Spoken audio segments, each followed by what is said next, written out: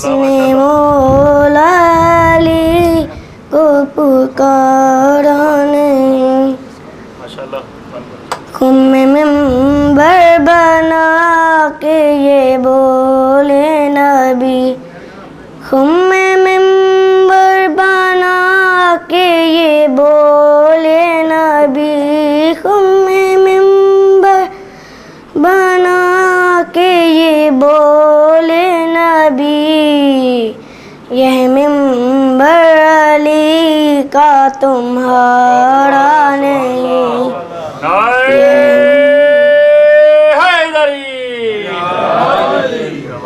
جاؤ اب جا کے باغ فدق میں رہو، جاؤ اب جا کے باغ فدق میں رہو، جاؤ اب جا کے باغ فدق میں رہو، غاصب و باغ جنت تمہارا نہیں، سلیمان نعرہ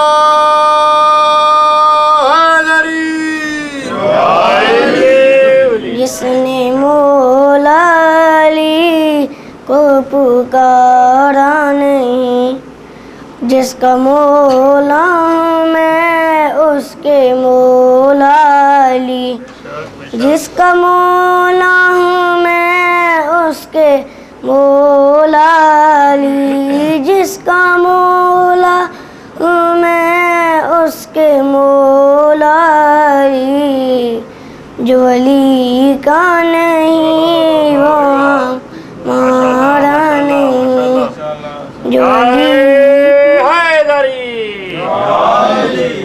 روٹیاں اگر نہ دے اہل بیت نبی، روٹیاں اگر نہ دے اہل بیت نبی، روٹیاں اگر نہ دے اہل بیت نبی، اے فرشتوں تمہارا گزارا نہیں، اے فرشتوں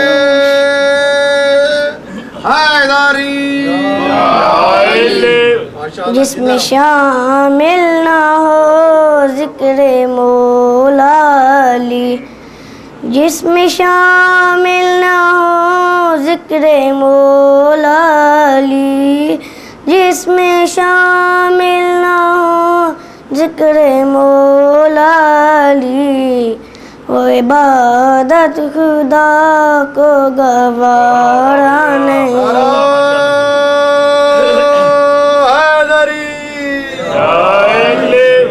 جس نے مولا علی کو پکارا نہیں، اس کا دنیا میں کوئی سہارا نہیں، جس نے مولا علی کو پکارا نہیں، صلوات۔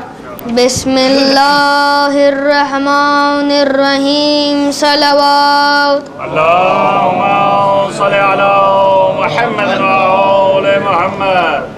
خدا کے بندو،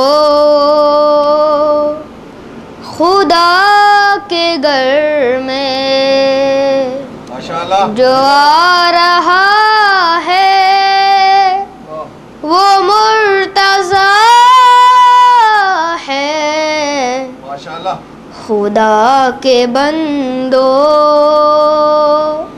خدا کے گھر میں جو آ رہا ہے وہ مرتضیٰ ہے، وہ جس کی مادر کا رستہ کعبہ بنا رہا ہے، وہ مرتضیٰ۔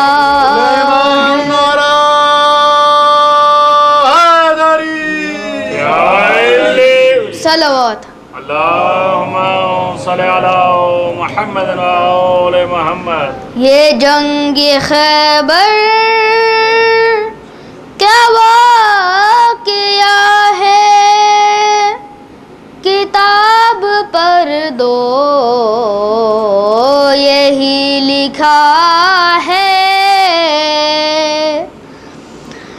جو باب خیبر کو انگلیوں سے اڑا رہا ہے وہ مرتضی ہے وہ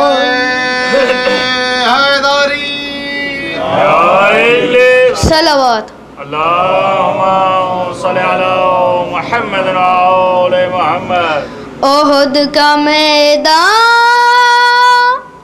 لگا ہوا ہے وفا سے لشکر پھیرا ہوا ہے جو کافروں سے نبی کو تنہا بچا رہا ہے وہ مرتضی ہے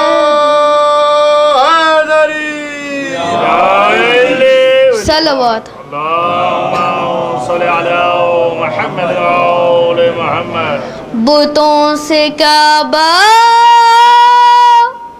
اٹا ہوا ہے خدا کا گھر ہے لٹا ہوا ہے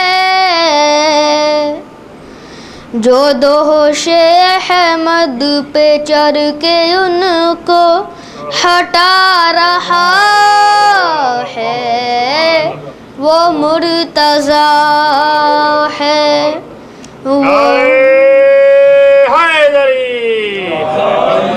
صلوات اللہم صلی علی محمد و آل محمد غدیر خم پر بنا کے منبر خدا کے بندو میرا پیمبر اٹھا کے بازو جسے خلیفہ بنا رہا ہے وہ مرتضی ہے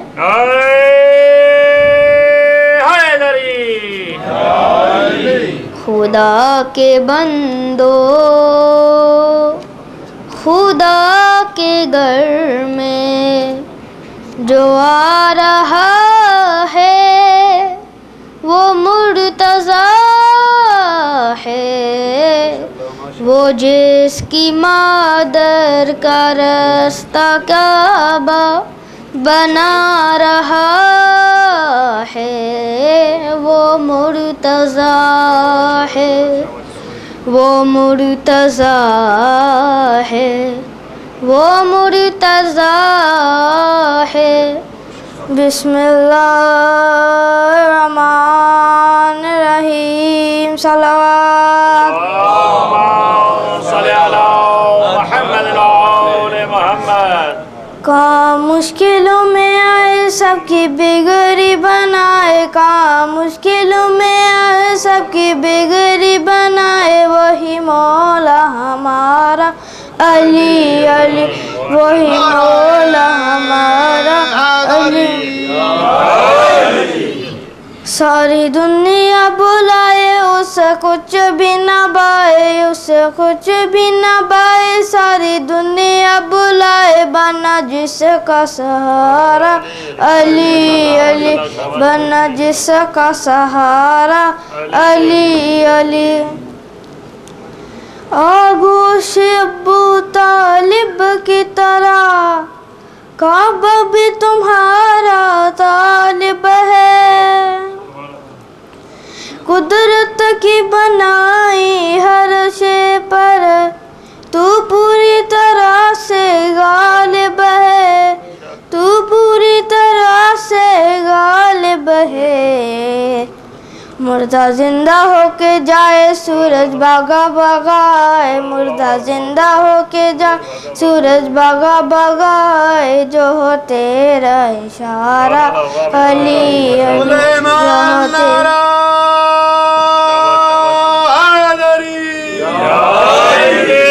کام مشکلوں میں آئی سب کی بگڑی بنائے کام مشکلوں میں آئی سب کی بگڑی بنائے وہی مولا ہمارا علی علی وہی مولا ہمارا علی علی صلوات اللہم صلی علی محمد آل محمد ہے اچھی طرح معلوم اس سے کس کی چوکھٹ پر جانا ہے دراصل ستارے کا مقصد کچھ لوگوں کو تڑپانا ہے کچھ لوگوں کو تڑپانا ہے دل کے دھڑکنے برائے نہ جگائے نہ سلائے دل کے دھڑکنے برائے نہ جگائے نہ سلائے کرتا جائے یہ ستارہ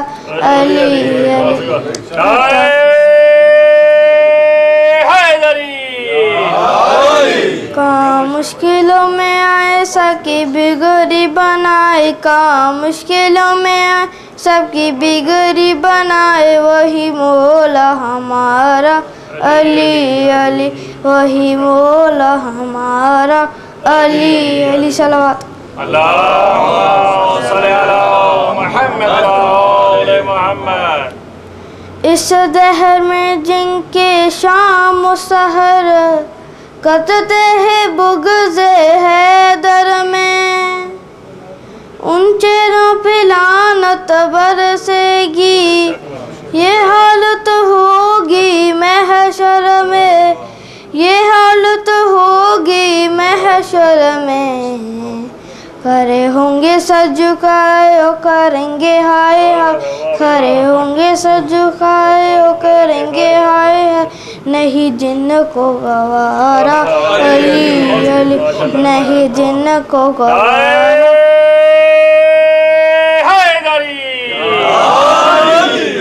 کام مشکلوں میں آئے سب کی بگڑی بنائے کام مشکلوں میں آئے سب کی بگڑی بنائے وہی مولا ہمارا علی علی وہی مولا ہمارا علی ذکر آج جس کا یہاں ہو رہا ہے ذکر آج جس کا یہاں ہو رہا ہے سنو غور سے تو یہ موضوع نیا ہے ذکر آج جس کا یہاں ہو رہا ہے سنو غور سے تو یہ موضوع نیا ہے وہ عمران کا بیٹا ہے نام اس کا جعفر وہ عمران کا بیٹا ہے نام اس کا جعفر میں سچ کہہ رہا ہوں علی سے بڑا ہے ذکر آج جس کا یہاں ہو رہا ہے سنو غور سے تو یہ موضوع نیا ہے شرافت ہمارے ہی گھر پر پلی ہے جو جنت کو جائے ہماری گلی ہے شرافت ہمارے ہی گھر پر پلی ہے جو جنت کو جائے ہماری گلی ہے نبوت کا حاتم ہمارا ہے آقا نبوت کا حاتم ہمارا ہے آقا دو عالم کا حاکم ہمارا خدا ہے جو کعبہ میں آیا ہے وہ بھائی ہے میرا ہوا جس کے دم سے جہاں میں سویرا جو کعبہ میں آیا ہے وہ بھائی ہے میرا हुआ जिसके दम से जहाँ में सवेरा, जो सरदार जन्नत है मेरे भतीजे, जो सरदार जन्नत है मेरे भतीजे, मेरी भाभी आलम की हैरुन्निसा है। अली से बुग़्ज़ भी है और हज की ख्वाहिश भी। मैं अपने आप में बहुत खुश नसीब समझ रहा कि सैयद इमरान शाह साहब मैंने सुन रहे हैं। अली से बुग़्ज़ भी है और हज की ख्वाहिश भी, इबादतों का भी कोई असूल होता है। अली से बुग़्ज़ भी है और हज की ख्वाहिश भी, इबादतों का भी कोई असूल होता है। अरे अली की जाए विलादत से तू इन्हिराफ तो कर, मैं देखूं हज तेरा कैसे कबूल होता है।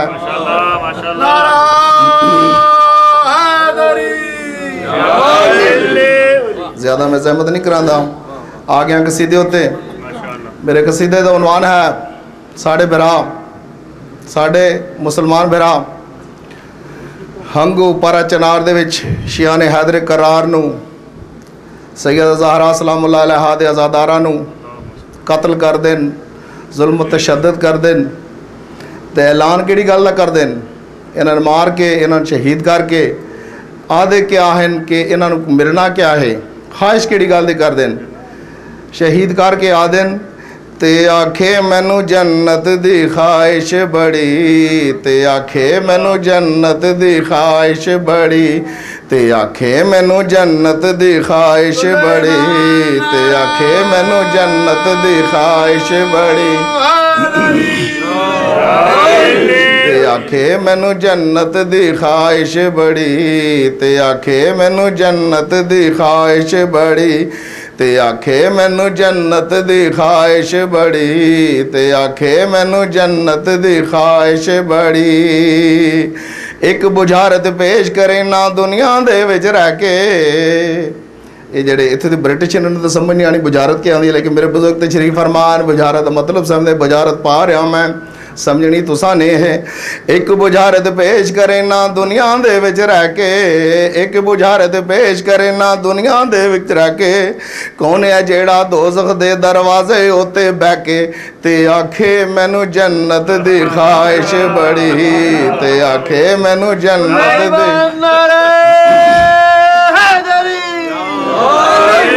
बगैर तमगी दे शेर प्या पढ़दा, जै पैगंबर कीते रब ने 14 तबक बनाए, जै पैगंबर कीते रब ने 14 तबक बनाए, ऊंदी प्यारी ऊंदा हिस्सा हिको दी ज़ारा है, ऊंदी प्यारी ऊंदा हिस्सा हिको दी ज़ारा है। ते बाबा पाक पैगंबर ते शौहर साकी कौसर ते बचड़े खुल्द दे अफज़र, फरिश्ते दर दे नौकर जांदे घर विच पाक पैगंबर आवे इजाजत लैके, जांदे घर विच पाक पैगंबर आवे इजाजत लैके, उसे पाक बतूल दा सारी जिंदगी दुश्मन रह के, ते आखे मैनू जन्नत दी ख्वाहिश बड़ी, ते आखे मैनू जन्नत दी ख्वाहिश।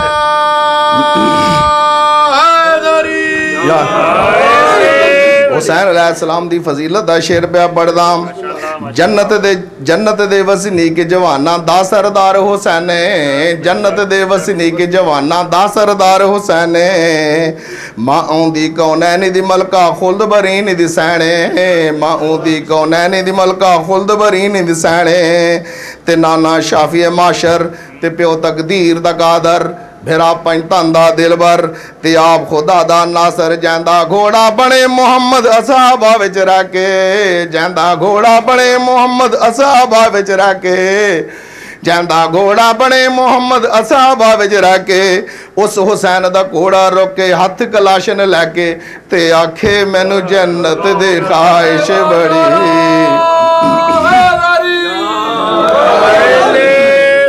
बड़ा हसन अंदाज में जिक्र किया मेरे भाई ने। मेरा भी जी चाहता है कि रुबाई हुसैन अलैहिस्सलाम की शान की बयान करूं। क्या शान है मेरे मौला की। नाज़नीन जली को हुसैन कहते हैं, नाज़नीन जली को हुसैन कहते हैं, और खुदी के मौला अली को हुसैन कहते हैं। अज़मत हुसैन का आखिरी दो फ़िक्र सुनिएगा। नाज़नीन जली को हुसैन कहते हैं, खुदी के मौला अली को हुसैन कहते हैं, और जो बचपने में खुदा के निज़ाम से खेले जहाँ में ऐसे वली को हुसैन कहते हैं।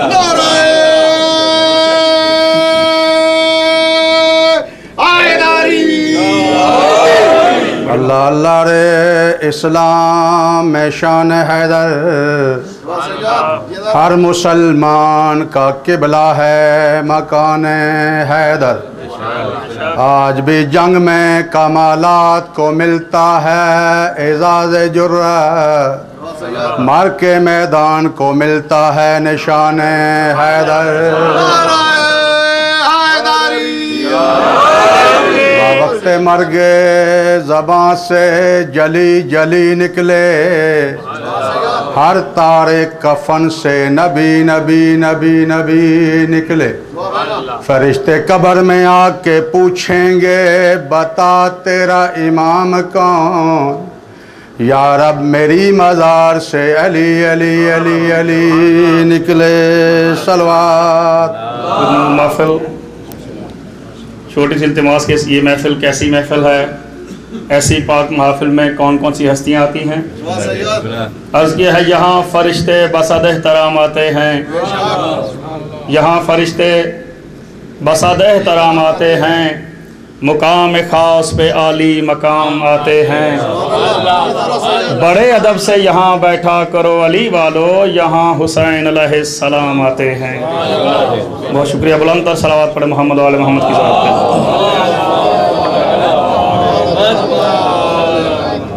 अब मैं आखिर में इल्तिमास करता हूँ मोहतरम जनाब आगा अब्बास आबदी साहब से कि मेंबर पर तशरीफ़ लाएँ और आज के दिन की मुनासिबत से खिताब फरमाएँ।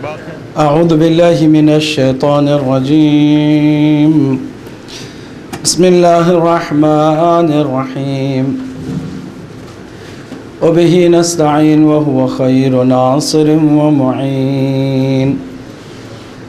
अल्हम्दुलिल्लाहिल अव्वल क़ब्लल इंशाइ वल इह्या वल आखिर बअद फ़नाइल अशिया, अल अलीम अल्लज़ी ला यंसा मन ज़करा वला यनक़ुसु मन शकरा वला यक़तअु रजाअ मन रजा वला यख़ीब दुआ मन दआ। अस्सलातु वस्सलामु अला अशरफिल अन्बिया व सय्यदिल बतहा अल मुखातब यासीन व ताहा व इमामिल अत्क़िया अहमदिनिल मुज्तबा अबिल क़ासिम मुहम्मदिनिल मुस्तफ़ा।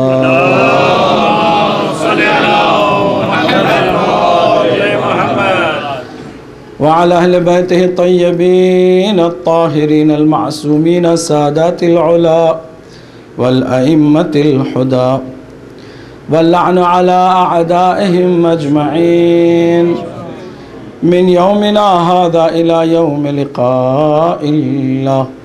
अम्मा बअद फ़क़द क़ाल अल्लाहुल हकीम फ़ी किताबिहिल करीम।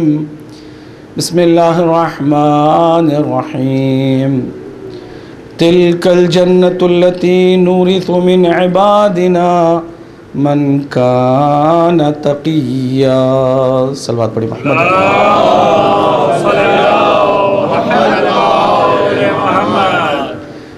अज़ीज़ान बाईमान, आज की मुनासिबत पर मैं आप तमाम की खिदमत में हदिया तबरीक व तहनीत पेश करता हूँ।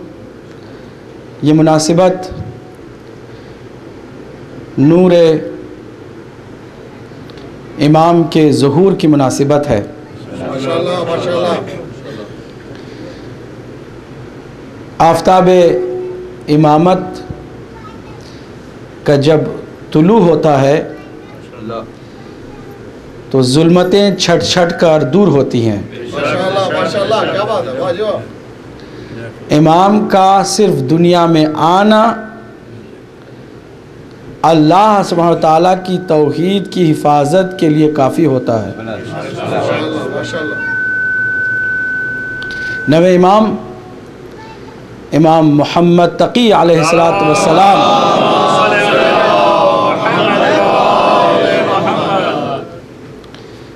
انہی 12 اماموں میں سے وہ امام ہیں کہ جن کے آنے سے اللہ کی توحید کا اعتقاد زندہ ہوتا ہے۔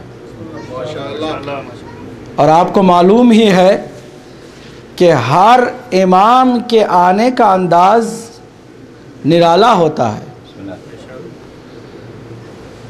وہ آنے والا اپنی ماں کو بھی زحمت نہیں دیتا ہے، وہ مشکل بڑھانے کے لیے یا مشکل پیدا کرنے کے لیے نہیں آتا، بلکہ مشکل کشائی کے لیے آتا ہے۔ یہی وجہ ہے کہ جب نور امامت کسی ماں کے رحم مبارک میں جاتا ہے تو ماں کو اس کی سنگینی کا بھی احساس نہیں ہوتا ہے، اور وہ جب ماں سے نور کا ٹکڑا جدا ہوتا ہے، چنانچہ جناب حکیمہ خاتون 9ویں امام کی ولادت کی شب کا قصہ بیان کرتی ہے کہ جب 8ویں امام نے یہ خوشخبری دی اپنی زوجہ محترمہ کو کہ جن کا نام سبیکہ خاتون تھا اور آپ کا ایک نام خضران بھی تھا، خوشخبری دی کہ تم ایک نور، ایک امام، ایک وارث کی ماں بننے جا رہی ہو،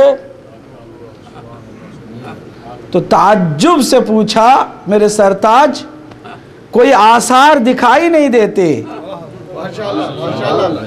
نہ میں سنگینی کا احساس کرتی ہوں؟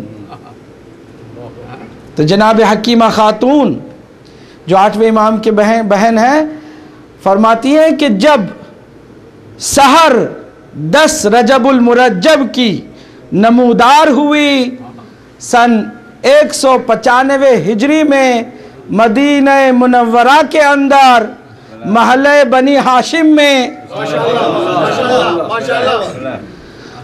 تو ایک چراغ تھا جو گھر میں روشن تھا، اچانک دیکھا ایک چراغ جو جل رہا تھا وہ گل ہو گیا، اور ایک نور تھا جو چاروں طرف پھیل گیا۔ آنکھوں کو سنبھال کے غور سے دیکھا کہ یہ نور کہاں سے، تو دیکھا ایک نور کا ٹکڑا سجدے میں گرا ہوا ہے اور اللہ کی عبادت میں مصروف ہے، اور فصیح و بلیغ زبان میں کلمہ شہادتین کو اپنی زبان پر جاری کر رہا ہے، اشہد ان لا الہ الا اللہ واشہد ان محمد رسول اللہ صلی اللہ علیہ وآلہ وسلم۔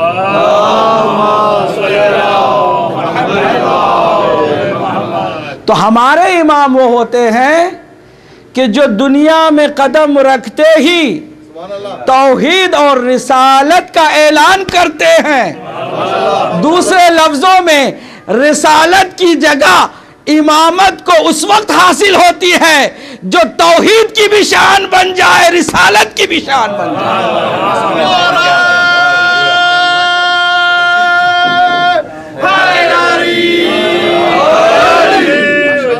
نماز، وہ سجدہ، اور اس کے بعد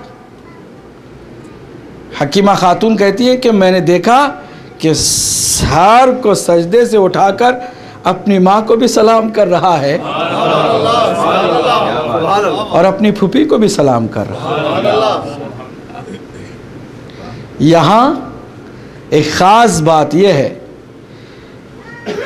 کہ جب امام کو آغوش میں کوئی لیتا ہے تو دنیا میں جتنے بچے ہوتے ہیں ان کو پہلی مرتبہ آغوش میں ان کی ماں کے دیا جاتا ہے، لیکن جو معصوم آتے ہیں ان کو ماں کی آغوش میں نہیں بلکہ معصوم امام کی آغوش میں دیا جاتا ہے۔ اور آپ جان لیں کہ ولادت کے موقع پر بھی، شہادت کے موقع پر بھی براہ راست جو اس لمحے میں شریک ہوتا ہے وہ معصوم ہوتا ہے۔ ہم بعض اوقات یہ پوچھتے ہیں کہ کیوں فلاں فلاں فلاں فلاں بڑے بڑے صحابی رسول کے جنازے میں شریک نہیں تھے؟ ہم کہتے ہیں ان کو شریک نہیں ہونا چاہیے۔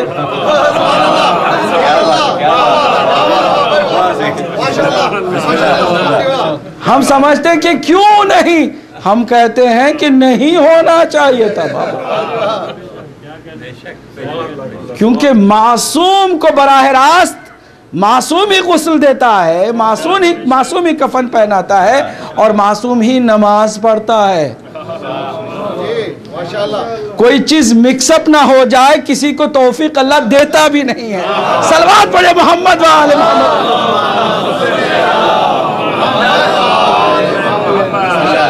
اب توجہ سے سنیے گا کہ نوے امام کی عظمت آج جس کے لیے ہم جمع ہوئے ہیں، ہر امام ہمارا اپنے دور کا سب سے بڑا عالم، سب سے بڑا زاہد،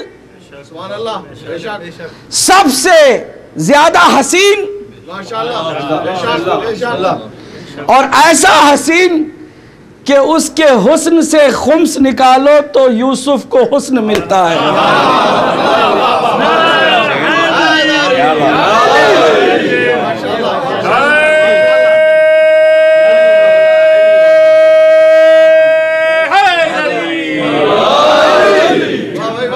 اور یہ حقیقت ہے، ہر کمال میں جو اعلیٰ ترین درجے پر فائز ہوتا ہے وہ ہمارا امام ہوتا ہے۔ اور میں بار بار ٹی وی پر بھی یہ بات عرض کر چکا ہوں کہ کچھ لوگ طنزیہ انداز میں کہتے ہیں شیعوں کے امام ہیں، ہم جواب میں یہ کہتے ہیں کہ ہم ان کے شیعہ ہیں۔ وہ شیعوں کے امام نہیں ہیں، ہم ان کے شیعہ ہیں۔ تم بھی چاہو تو شیعہ ان کے بن سکتے ہو، کسی نے روکا نہیں ہے، نہ ہم نے ان کو بنایا ہے، ہم نے ان کو نہیں بنایا ہے۔ وہ اس وقت بھی امام تھے اور ہیں اور رہیں گے کہ جب نہ ہم تھے نہ ہیں نہ ہوں گے۔ ہم نے انہیں نہیں بنایا، لیکن ہمارے اماموں کا معیار تو دیکھو، کم از کم کچھ تو مماثلت ہونا چاہیے۔ ہر کسی کو امام بنا کر اپنی قسمت کو خود خراب نہ کرو۔ یہ دنیا کا کوئی بھی عقل مند انسان مجھے بتائے کیا جرم ہے کہ ہم امامت کے بارے میں یہ عقیدہ رکھتے ہیں جو سب سے بہتر ہو اسے ہم امام مانتے ہیں؟ کوئی سمجھدار مجھے بتائے کیا یہ قصور ہے ہمارا، کیا یہ جرم ہے ہمارا، کیا یہ گناہ ہے ہمارا کہ ہم بہتر کے پیچھے جاتے ہیں؟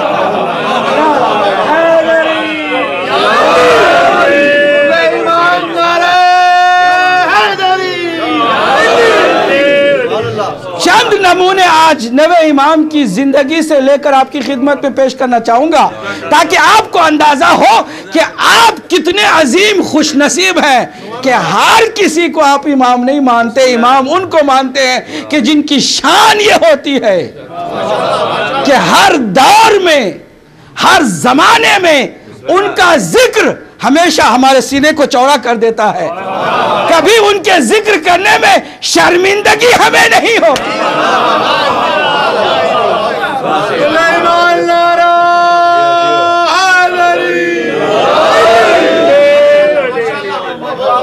کبھی شرمندگی نہیں ہوتی۔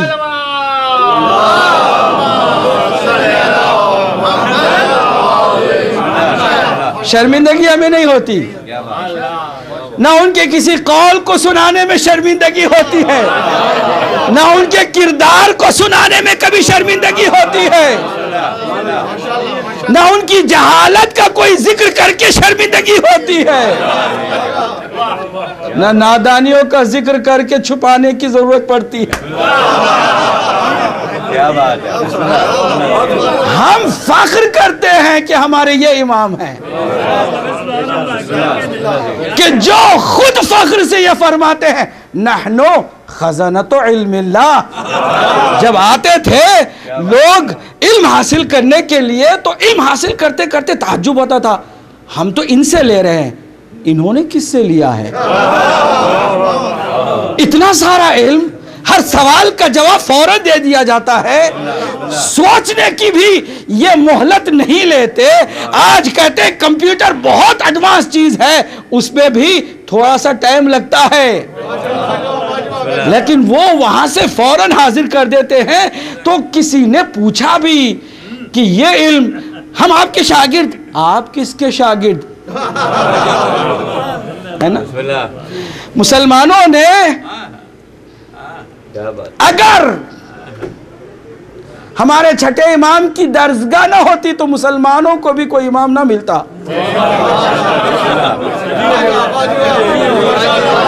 پیغمبر اسلام صلی اللہ علیہ وآلہ وسلم کی رحلت کے بعد سے لے کے 80 سال 82 سال کوئی امام نہیں بن سکا۔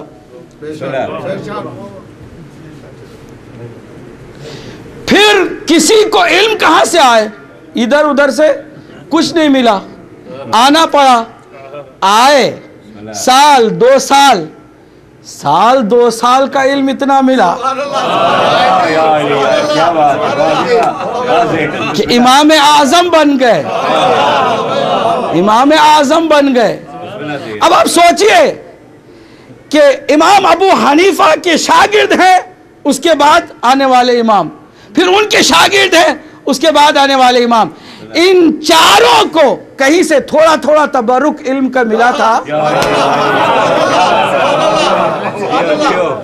جس دسترخوان سے تبرک کے طور پر ملا تھا وہ صرف 2 سال کا علم تھا، اور وہ بھی پورے 2 سال نہیں، کیونکہ 24 گھنٹوں میں آدھی زندگی رات میں سونے میں گزر جاتی ہے، اتنا سا۔ تو تعجب سے پوچھا کہ آپ کے پاس کہاں سے آتا ہے؟ آپ کیسے کسی سے پڑھتے نہیں ہیں اور آپ درسگاہ کھولے ہوئے ہیں، ہر سوال کا جواب دے رہے ہیں، کہاں سے؟ فرمایا نحنو خزانۃ علم اللہ، ہم اللہ کے علم کے خزانے دار ہیں، وعائبۃ وحی اللہ، اور اللہ کے وحی کے محافظ ہیں، اور اسرار کائنات کو اللہ نے صرف ہمارے سامنے اوپن کیا ہے۔ وہ اسرار کائنات صرف ہم جانتے ہیں کیونکہ ہمیں صرف اللہ نے دکھایا ہے۔ اب علم کسی بھی امام کا کبھی اضافہ نہیں ہوتا۔ آپ کہتے ہیں کیا کہہ رہے ہیں آپ؟ اضافہ اس وقت کہا جائے گا جب کبھی کوئی کمی ہو۔ تدریجی طور پر جیسے ہم جاہل آہستہ آہستہ سیکھیں، علم حاصل کریں، کچھ جان لیا، پھر مزید بہت ساری چیزیں نہیں معلوم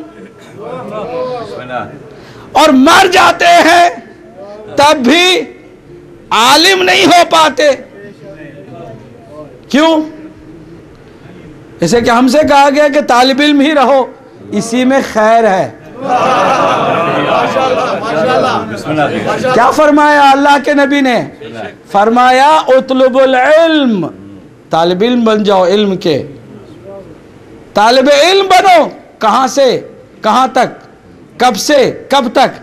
من المہد الی اللحد،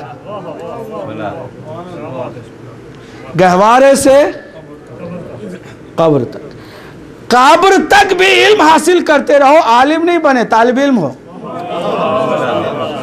اور جس وقت بھی یہ غلط فہمی ہو گئی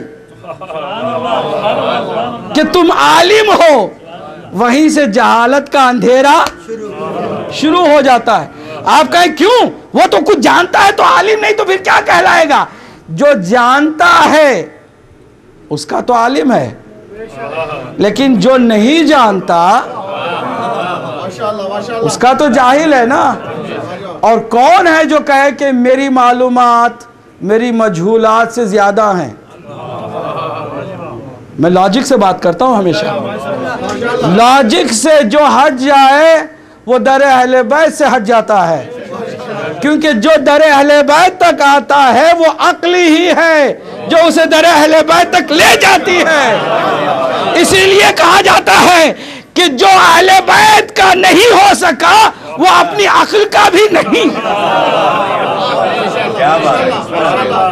نعرہ تکبیر، نعرہ رسالت، یا رسول اللہ، کل ایمان، نعرہ حیدری. کبھی کوئی عقل مند اہل بیت کے در سے جدا نہیں ہو سکتا. اس کو صرف اشارے کی ضرورت ہوتی ہے. ہدایت ٹی وی وہی کر رہا ہے، عقل مندوں سے مخاطب ہے. نہ جاہلوں سے اہل بیت مخاطب تھے، نہ ہدایت ٹی وی مخاطب ہے. عقل مندوں سے جن کے پاس سمجھ ہو، عقل ہو، ان کو دعوت فکر دی جاتی ہے. فکر ہو تو دعوت فکر ہے نا. اگر وہاں سے خالی ہو تو پھر اس کی دعوت کیا ہوگی فکر کی؟ تو میں عرض کر رہا تھا کہ جب تک ہم ہیں آخری سانسوں تک لحد تک طالب علم ہے، اسی میں ہماری خیر ہے. جب ہم کہیں کہ عالم ہے تو ہمیں بہت بڑی غلط فہمی ہو گئی ہے، کیونکہ ہماری مجہولات جن کو ہم نہیں جانتے وہ زیادہ ہیں اور جن کو ہم جانتے وہ بہت کم ہیں. تو جو چیز غالب آئے اس سے نسبت ہونی چاہیے، یا جو چیز مغلوب ہو اس سے نسبت ہونی چاہیے؟ آپ بتائیں مجھے. جو چیز زیادہ ہے اس سے نسبت ہونی چاہیے نا. جہالت زیادہ ہے یا علم؟ جہالت. تو پھر ہمیں جاہل کہنا صحیح ہوگا یا عالم کہنا صحیح ہوگا؟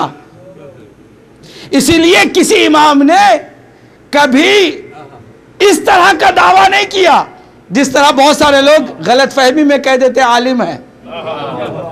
4 کتابیں پڑھی نہیں علامہ ہو گئے. اللہ اکبر. اور جہاں کسی نے علامہ نکال دیا، الامان الحفیظ سر پہ اٹھا لیا کہ یہ کیا کر دیا، میرے نام کے ساتھ علامہ. یہ عام انسان ہے. اسی لیے کبھی امام سے جب پوچھا گیا کہ آپ عالم ہیں کہ جاہل ہیں، امام نے کبھی نہیں کہا کہ عالم ہے. کیوں؟ کہتے تو بہت سارے لوگ اس طرح کا دعویٰ کرنے والے، انہی میں سے وہ شمار کرتا. سوال کرنے والا بھی عقل مند ہے. عالم ہے کہ جاہل ہے؟ امام نے فرمایا میں جاہل نہیں ہوں.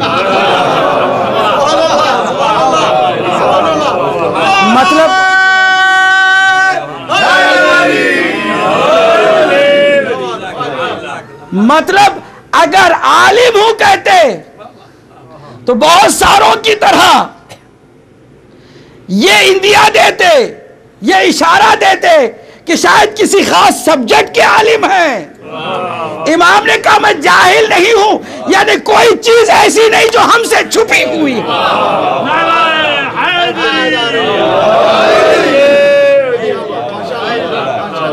بار محمد و آل محمد بلندتر صلوات.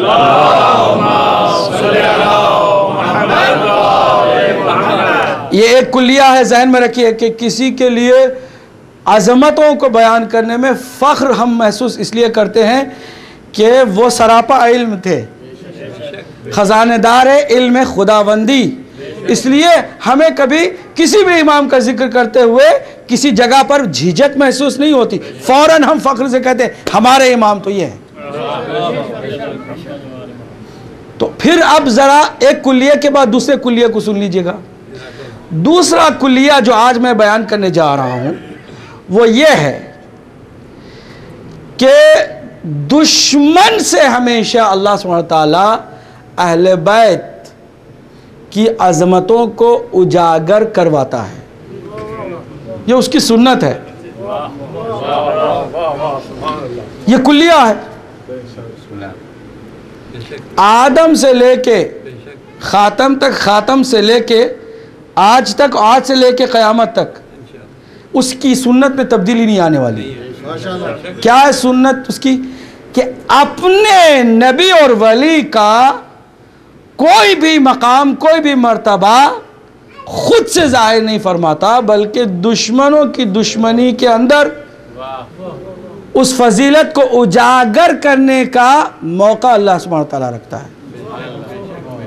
دشمن دشمنی نہ کرے تو فضیلت ظاہر نہ ہو، دشمنی کرے گا تو فضیلت۔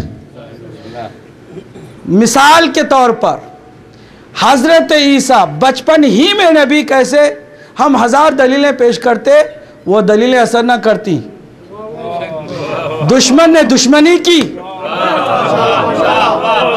غلط الزام دیا، اس آغوش کو غلط الزام دیا کہ جس آغوش میں نبی پلتا ہے۔ کیا کہا ہم نے؟ کیا آج کر رہے کہ نہیں کر رہے ہیں؟ ساری تاریخ کو کلی الفاظ میں بیان کر رہا ہوں، آپ عقل مند ہیں، اشارہ کرنا میرا کام ہے اور مشار الیہ تک جانا آپ کا کام ہے۔ اس آغوش کو تہمت سے، الزام سے بدنام کرنے کی کوشش کی کہ جس آغوش سے نبی پلتا ہے۔ کلیہ جواب اللہ نے دشمن کی دشمنی سے، دشمنی کی، اللہ نے بھی عیسیٰ کو گہوارے میں کہہ دیا، ماں سے کہا کچھ نہ بولو۔ کیوں؟ تم بول سکتی ہو تو نہ بولو، اور وہ بچہ جو نہیں بول سکتا ہے وہ بولے، کہ یہ ہماری سنت ہے۔ فَأَشَارَتْ إِلَيْهِ، اس نے اشارہ کیا تو سب نے اپنی گردنیں ٹیڑھی کی، ماں کی طرف سے نظریں ہٹی گہوارے کی طرف، گہوارے کی طرف دیکھا، ننھے آنے والے بچے نے کہا انی عبداللہ آتانی الکتاب وجعلنی نبیا، میں اللہ کا بندہ ہوں، تمہارے لیے کتاب لے کر آیا ہوں اور اللہ نے مجھے نبی بنا کے بھیجا ہے۔ دعویٰ ہی کیا ہے، کوئی دلیل بھی نہیں دی۔ کہتے ہیں جو بچہ گہوارے میں بولے اس کے لیے دلیل کی ضرورت نہیں ہوتی۔ اس لیے آپ آئیے، اماموں کی امامت ثابت کرنے کے لیے کسی قرآن کی آیت کی ضرورت نہیں ہے، بلکہ خود امام کی زندگی میں دیکھو، بچے بھی ہوتے ہیں تو بڑے بڑے سوالوں کے جواب دے کر بتاتے ہیں کہ امام ایسے ہوتے ہیں۔ اللہ اکبر، نعرہ رسالت، کل امام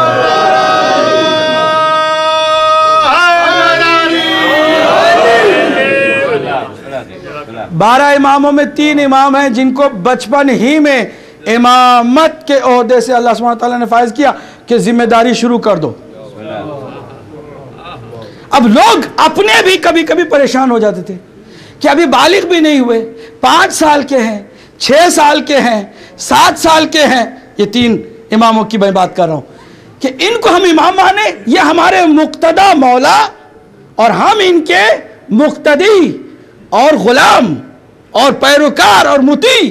کہا ہاں، دلیل؟ کہتے تم نے کیا نہیں سنا؟ کیا قرآن کو تم نے نہیں پڑھا کہ اللہ سبحانہ تعالیٰ نے حضرت عیسیٰ کے لیے کیا فرمایا کہ بچپن میں صرف دعویٰ کیا تو سب کو اطمینان ہو گیا کہ نبی ہے تبھی تو بول رہا ہے۔ تو جب بچپن میں گہوارے میں ایک نبی عیسیٰ نبی ہو سکتا ہے تو کیا فخر عیسیٰ امام نہیں ہو سکتا؟ اب چونکہ بچے تھے، نوے امام کی بھی زندگی میں باپ کا سایہ اٹھ گیا، کم عمری میں بہت بڑی ذمہ داری، اور وہ بھی چند لوگوں کی امامت نہیں ہے، کسی مسجد کی امامت کی بات نہیں ہو رہی ہے، بلکہ وہ جانوروں کے بھی امام ہیں، انسانوں کے بھی امام ہیں، جنوں کے بھی امام ہیں، فرشتوں کے بھی امام ہیں، سمندر کی مچھلیوں کے بھی امام ہیں، درندوں کے بھی امام ہیں، پرندوں کے بھی امام ہیں، جمادات کے بھی ہیں، نباتات کے بھی ہیں، حیوانات کے بھی ہیں، سب کے امام ہیں، سب کو ان کی بولی ہی میں سمجھانا ہے۔ پوری کائنات پر اللہ کی حجت بن کر زندگی گزارنا ہے، کوئی معمولی بات نہیں ہے۔ اب 7 سال کی عمر ہے۔ امام سے کچھ لوگوں نے آ کے، جو خاص اپنے شیعہ بھی تھے، کہا کہ ہم کیا کریں، آپ کی عمر اتنی کم ہے، کہا پرابلم تمہاری کیا ہے وہ تو پہلے بتاؤ، کچھ اور دلیل کی ضرورت نہیں ہے۔ تو جو دشمن تھے آزمانے کے لیے سب سے زیادہ سوالات ہمارے اماموں میں سے امام محمد تقی علیہ السلام سے کیے گئے۔ ایک نشست میں 2-3 ہزار سوالات، سخت سوالات، اور امام بالکل خندہ پیشانی کے ساتھ بغیر پریشان ہوئے۔ پریشان وہ ہوتے ہیں جن کے پاس جواب نہیں ہوتا، جھنجلا وہ جاتے ہیں جن کے پاس جواب نہیں ہوتا، غصے میں وہ آتے ہیں جن کے اندر سے خالی چیزیں ہیں، کچھ بھی نہیں ہے، کھوکھلے ہیں۔ تو امام جواب دے رہے ہیں، یہاں تک کہ ایک وقت ایسا بھی تھا، امام کی عمر 7 سال کی ہے، 7 سال کی ایج میں 3 دن تک لگاتار بڑے بڑے علماء آتے رہے، 30,000 سوال امام سے کیے گئے۔ اب مجھے بتائیں اللہ کی سنت یہ ہے کہ نہیں، اس کلیے پر توجہ دیں، اگر دشمنی نہ کریں تو امام کا معرفت، فضیلت، علم کیسے دنیا کو معلوم ہوتا؟ تو اللہ سبحانہ وتعالیٰ نے سنت کچھ اس طرح بنا رکھی ہے، تم دشمنی کرو وہ تمہارا کام ہے، ہم اپنے اولیاء کے فضائل ظاہر کرتے یہ ہمارا کام ہے۔ ابھی اس 6 سال کی عمر کے بارے میں ملتا ہے کہ جو امام ہاشتم کا قاتل ہے، اپنے زمانے کا بادشاہ ہے مامون الرشید، سفر نکلتا ہے شکار کے لیے، تو پورے ہمہمے اور کپکپے کے ساتھ ایک گلی، جس گلی میں چند بچے کھیل رہے ہیں اس میں امام بھی ہیں، جب اس کے لشکر کو دیکھا سارے بچے تتر بتر ہو گئے، ادھر ادھر ہو گئے، لیکن وہ درمیان میں کھڑے رہے، وہ نہیں بھاگے،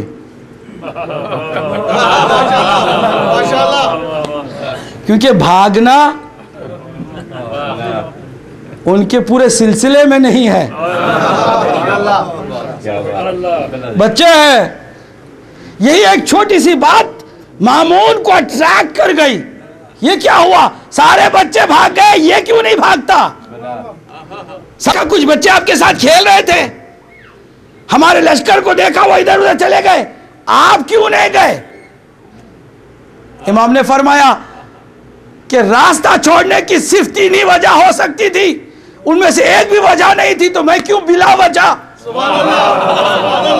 راستہ چھوڑوں؟ کہ وہ 3 کیا وجہ ہے کہ یا تو انسان مجرم ہو، یا راستہ تنگ ہو، یا آنے والا ظالم ہو، جو بے قصور لوگوں کو تکلیف دیتا ہو۔ فی الحال تو میں یہ ان تینوں میں سے کوئی وجہ نہیں پاتا تھا کہ میں راستہ چھوڑ دوں، تو معلوم ہوا کہ بھاگنے میں 3 اسباب ہوتے ہیں۔ صلوات پڑھیے محمد و آل محمد۔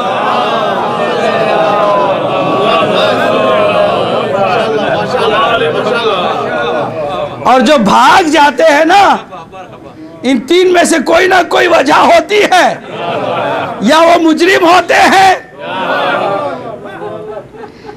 یا ڈرپوک،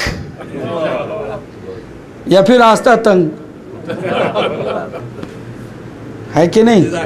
اب آئیے، اسی ایک جواب سے الرٹ ہو گیا کہ وہ جس کی ہمیں تلاش تھی، کہ جو امام اس دنیا سے رخصت ہو گیا اس کا کوئی وارث ہے بھی نہیں، پتہ کرنا تھا مجھے، یہ آگے آیا ہے، اسی کا تو وارث لگ رہا ہے، لیکن پھر بھی امتحان پورا نہیں ہوا، شکار کر کے واپس لوٹا ہے،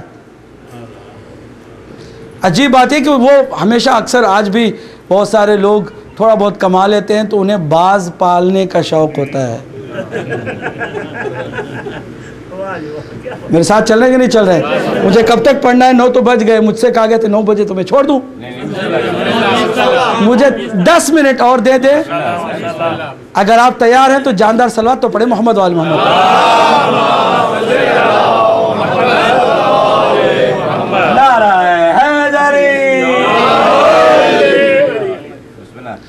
تو وہ بھی باز رکھتا تھا, شکار کے لیے وہ بھیجتا تھا. از قضا وہ گیا تو اوپر سے چھوٹی سی مچھلی اپنی منقار میں دبا کر واپس آیا. وہ باز خود مامون کو بھی بڑا تعجب ہوا کہ مچھلیاں تو دریا میں ہوتی ہیں, یہ اوپر سے مچھلی کہاں سے آ گئی. مچھلی کو کہا کہ یہی ایک امتحان کا موقع ہے.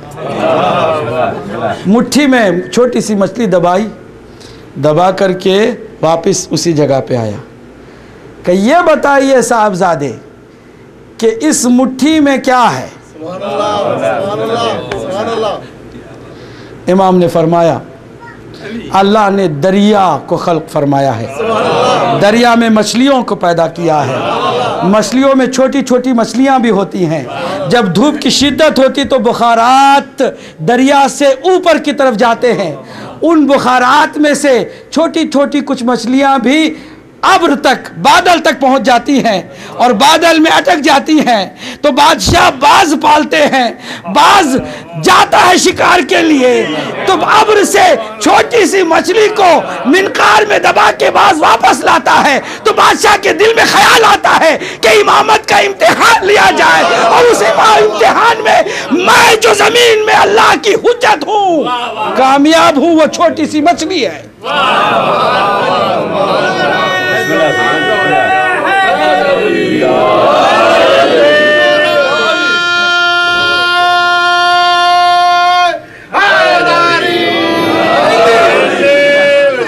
کسی امام کی کوئی فضیلت کم نہیں ہے.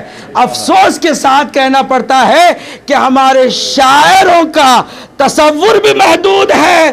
وہ پنجتن تک تو آتے ہیں, آگے بڑھ کے کوئی نہ قصیدہ کہہ پاتے ہیں نہ کوئی اچھی سی منقبت کہہ پاتے ہیں.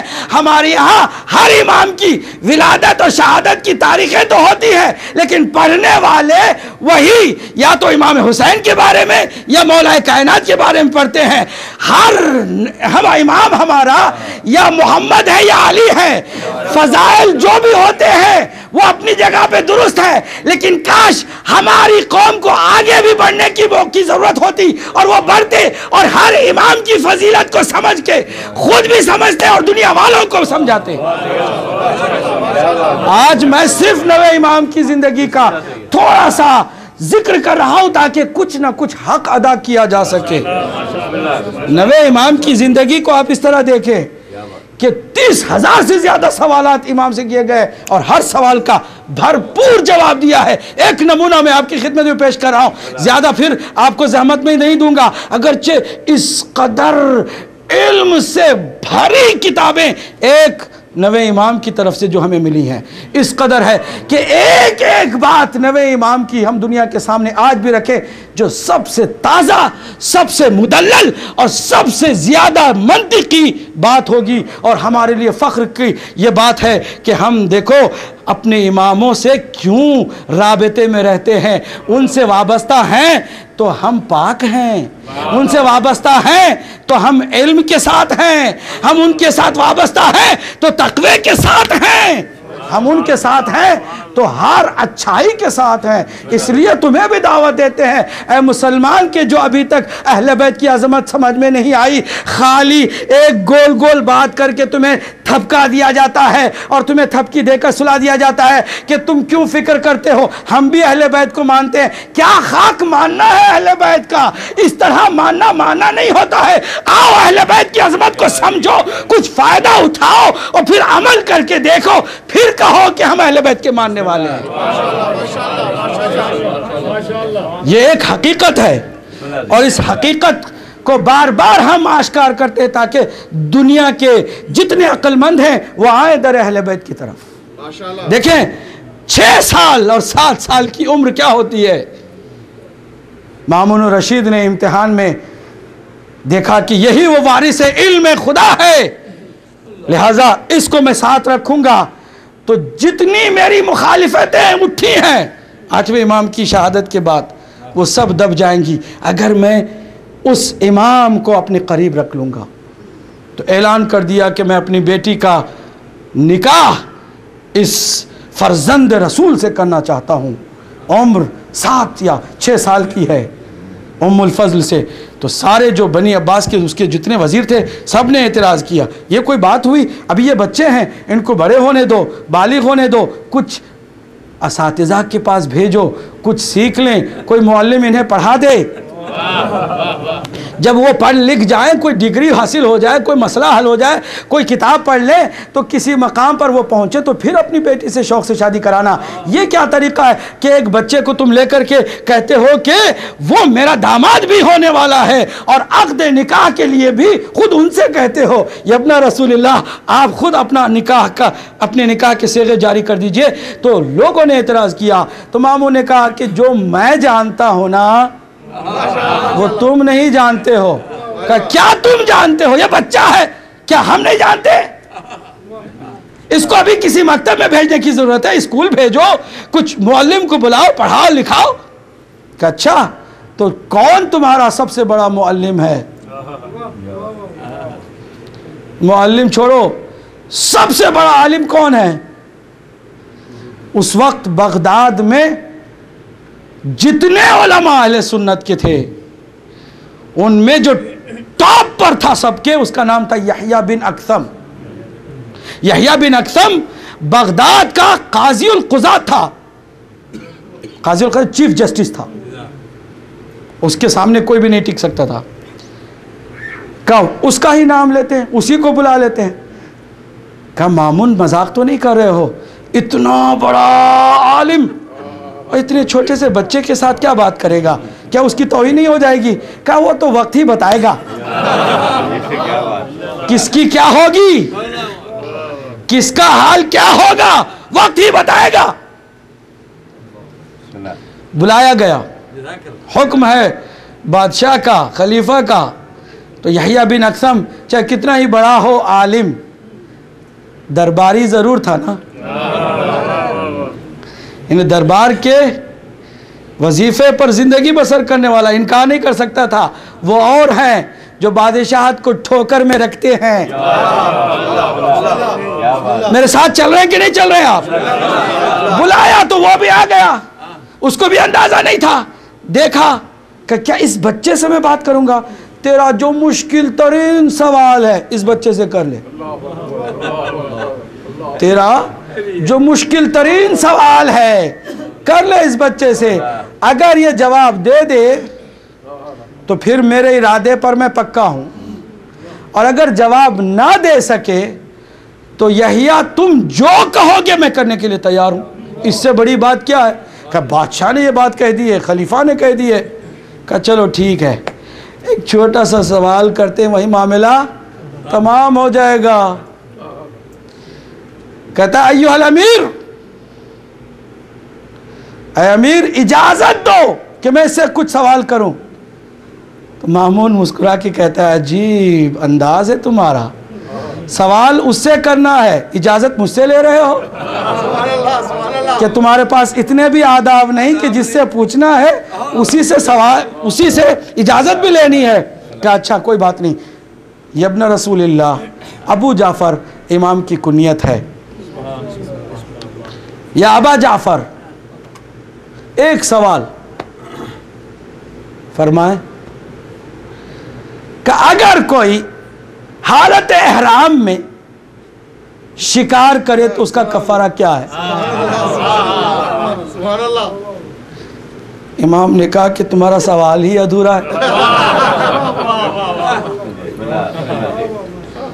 کیا مطلب؟ مطلب تم نے یہ پوچھا ہے کہ حالت احرام میں شکار کرے تو کفارہ کیا ہے؟ حالت احرام میں شکار کرنے والا مرد ہے کہ عورت ہے؟ شکار حرم کے اندر اس نے کیا ہے یا حرم کے باہر کیا ہے؟ شکار کرنے والا مسئلہ جانتا تھا کہ حرام ہے یا نہیں جانتا تھا؟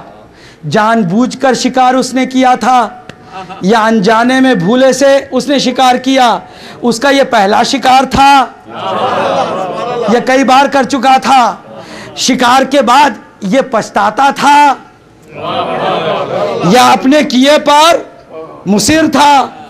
یہ بتاؤ کہ شکار کرنے والا آزاد تھا کہ غلام تھا؟ شکار رات میں کیا تھا یا دن میں کیا تھا؟ اتنے سارے ایک سوال کے اندر شکیں نکال دی. وہ شکیں سوال کی کیا تھی؟ اس کی تو روح نکل گئی.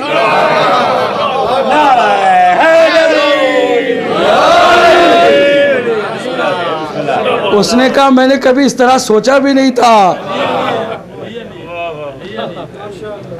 کہتے ہیں نا بعض لوگ جب سوال دیکھیں نا، سوال کو نکھار کرنا، دشمن کے سوال کو بھی نکھارنا، اس بات کا ثبوت ہے کہ بہت کچھ ایسا ہے کہ جو سوال کرنے والے کو بھی نہیں معلوم ہے. یہ نہیں ہے کہ جب سوال سنو تو کہو کہ سارے سوال غلط تھے، جواب کیا دیتا. سوال کو نکھارو. نکھارا. کہا اب اس میں سے تم کس شق کی بات کر رہے تھے؟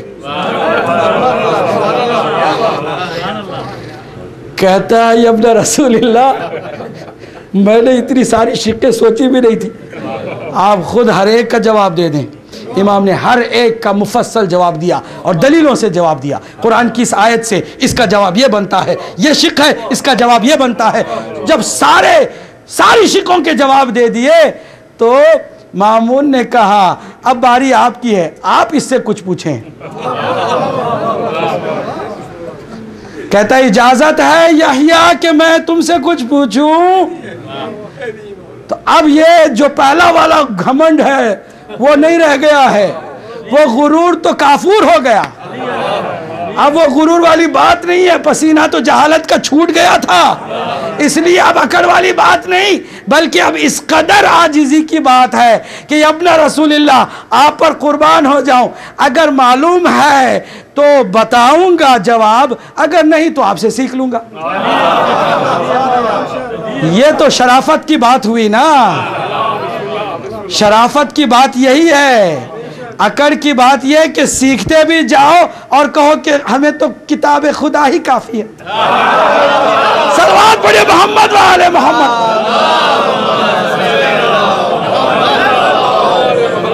یہ غنڈہ گردی ہے نا، یہ غنڈہ گردی ہے کہ لو بھی، ان سے پوچھو بھی، حاصل بھی کرو اور کہو کہ اللہ کی کتاب کافی ہے. اس سے تو بہت بہتر ہے یحییٰ بن اقسم کہ جس نے کہا اگر معلوم ہے تو بتاؤں گا، اگر نہیں تو پھر آپ سے سیکھ لوں گا.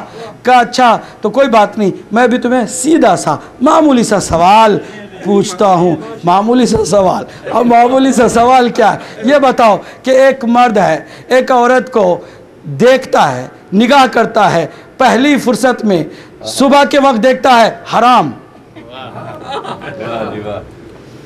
ظہر کے وقت حلال، عصر کے وقت حرام، مغرب کے وقت پھر حلال، عشاء کے وقت پھر حرام، پھر صبح دوسرے دن صبح کے وقت پھر حلال.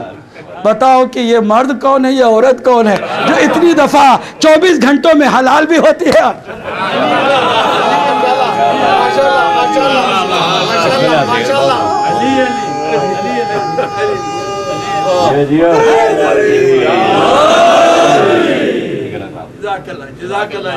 بتاؤ کیا ہے؟ کہ واللہ مجھے کچھ نہیں معلوم. یہ مرد ہے، ایک عورت ہے، اور حلال حرام کا کھیل ہے. کہ میں نے پوچھا نا، میں نے کہا نا کہ بہت سمپل سوال ہے، بہت سادہ ہے. ایک مرد، وہ عورت جو تھی وہ کنیز، خریدنے سے پہلے نگاہ کیا حرام، خرید لیا حلال، آزاد کر دیا حرام، نکاح کر لیا حلال، طلاق دے دیا حرام، پھر اسے رجوع کر لیا حلال. اتنی سی بات. کہتے نا چن معمہ حل شود آسان شود. جب پزل جب حل ہو جاتا ہے نا، اس کا جواب معلوم ہو جاتا ہے نا، تو بہت آسانی لگتا ہے. لیکن جب تک معلوم نہ ہو، پزل پزل ہے نا، معمہ معمہ ہے. اتنی سی بات. کہتا اچھا یہ اپنا رسول اللہ کبھی ہم نے اس طرح کی چیز. کہا اب تمہیں کوئی سوال ہو تو بتانا. پھر وہ شاگردی پر اتر آیا اور اس نے کہا آپ سے میں سیکھوں گا. اور امام نے ایک چھوٹا سا اور بھی ساتھ میں، تاکہ علم کی تشنگی بھی ہماری بجھتی رہے. ہم امام کا ذکر اس لیے بھی کرتے ہیں کہ دو باتیں ہمیں ملتی ہیں پوری توجہ سے. آج آپ یہاں پر جمع ہوئے ہیں، لندن کے اس مضافات میں رہنے والے، سلو میں رہنے والے مومنین اپنے گھر سے دور اور اپنی فیملی کو لے کر کے یہاں آ گئے ہیں. کس کے ذکر کے لیے؟ ایک امام معصوم کے ذکر کے لیے. تو کیا آپ کی نیت صرف ثواب کمانا ہے؟ نہیں، ثواب تو ملتا ہی رہے گا. ثواب تو سانس لینے کی طرح ہے. آپ نیت کریں یا نہ کریں، وہ سانس آپ کو ملتی رہے گی، وہ ثواب بھی آپ کو ملتا ہی رہے گا. لیکن ثواب کے ساتھ ساتھ آپ کی نیت یہ ہونی چاہیے. دو چیزیں ہمیشہ امام معصوم کے ذکر میں ہمیں ملتی ہیں. تبرک کے طور پر دو چیزیں لے کے جاتے ہیں. ایک، ایمان ہمارا تازہ ہوتا ہے. دوسرا، ہمارے علم میں اضافہ ہوتا ہے.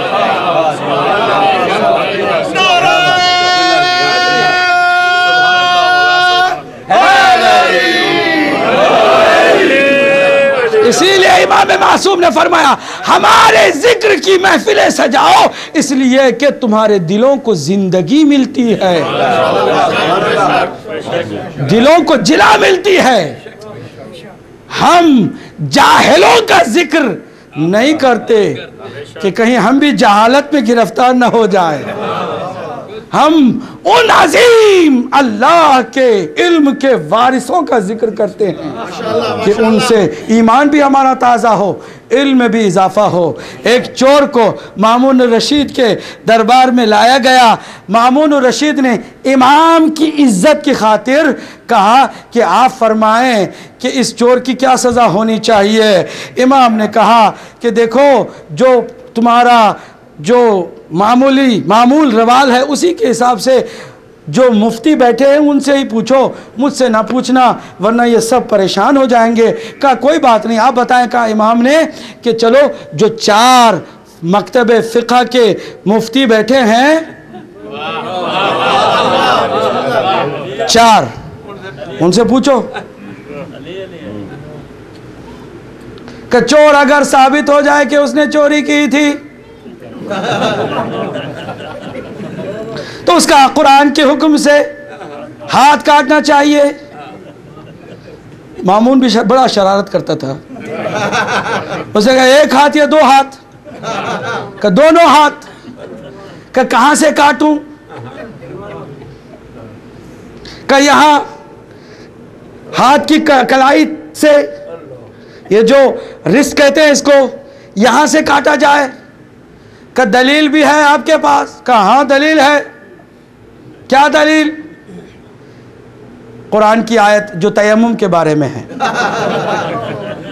کہ جب تیمم کرنے کے لیے زمین پر مارو، ہاتھ مارو اس طرح، تو پھر ہاتھ کوہنیوں کو نہیں مارا جاتا، ہتھیلیوں کو مارا جاتا، یہاں تک تیمم بھی ہوتا ہے. لہذا ہاتھ وہاں تک، کلائی تک. آپ کیا کہتے ہیں؟ کہتے ہمارے حساب سے کوہنیوں تک کاٹ دینا چاہیے. کیوں؟ کہتے ہیں وضو کے لیے یہ آیت ملتی ہے، فَاغْسِلُوا أَيْدِيَكُمْ، اپنے ہاتھوں کو دھو. تو ہاتھ دھونا کہاں سے شروع ہوتا ہے؟ کوہنی سے. تو کوہنیوں سے کاٹ دیا جائے. کہ اب وہ 4 2 میں بٹ گئے. اب میں تفصیل میں نہیں جا رہا ہوں، اس لیے کہ میں نے آپ سے 10 منٹ مانگے تھے، 10 منٹ سے زیادہ ٹائم ہو گیا. 2 میں بٹ گئے. اب فقہ اہل سنت میں چور کی سزا 2 الگ الگ نظریے میں بٹ گئی. ایک نظریہ کہتا ہے کہ کلائی تک ہاتھ کاٹے جائے، دوسرا نظریہ کہتا ہے کوہنی تک. کلائی کے قائل لوگ دلیل تیمم کی آیت سے دیتے ہیں اور کوہنی کی قائل لوگ وضو کی آیت سے دلیل دیتے ہیں. سن لیا چاروں سے. تو امام کی طرف مامون نے دیکھ کے کہا کہ ابن رسول اللہ آپ مذہب اہل بیت کی روح سے اس کی سزا کیا دیتے ہیں؟ امام نے کہا مجھ سے نہ پوچھو تو بھلائی ہے، کیونکہ میں ان دو میں سے کسی ایک نظریے کی طرف بھی جانے والا نہیں ہوں. میں تو وہی بتانے والا ہوں کہ جو لوح محفوظ میں لکھا ہوا ہے، اور میری کوئی بات بغیر دلیل کے بھی نہیں ہوتی ہے، اور دلیل قرآن ہے. انہوں نے تیمم کی آیت پڑھی، وہ تو تیمم کی ہے. انہوں نے وضو کی آیت پڑھی، وہ تو وضو کی ہے. سزا کی بھی تو کوئی آیت ہونی چاہیے. کہا فرما دیجئے، بتا دیجئے.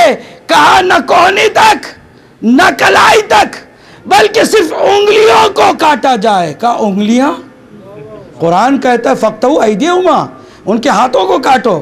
کہا ہاتھ میں انگلیاں بھی تو ہوتی ہیں، ہوتی ہیں کہ نہیں ہوتی؟ ہوتی ہیں. کہا انگلیوں تک.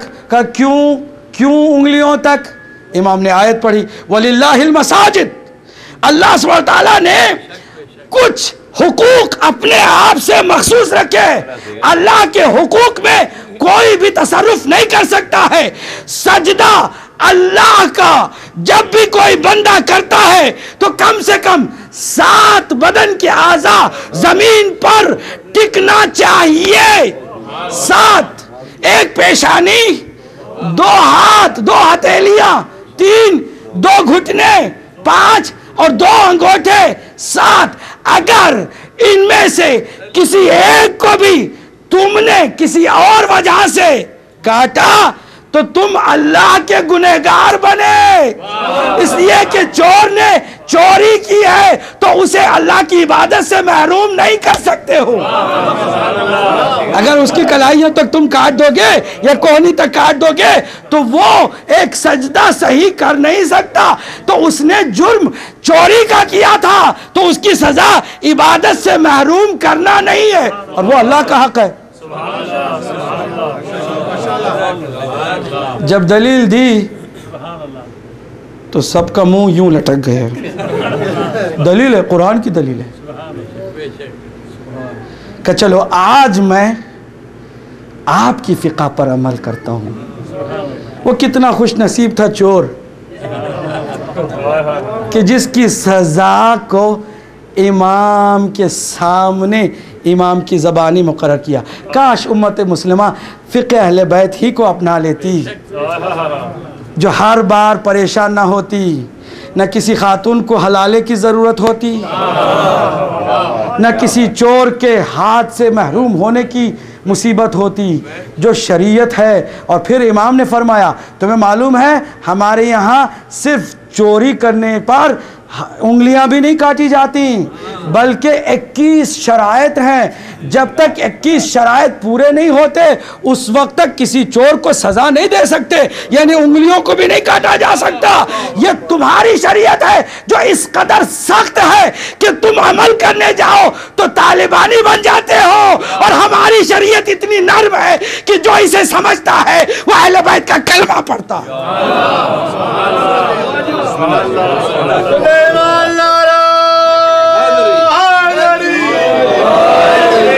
آسان کام نہیں ہے.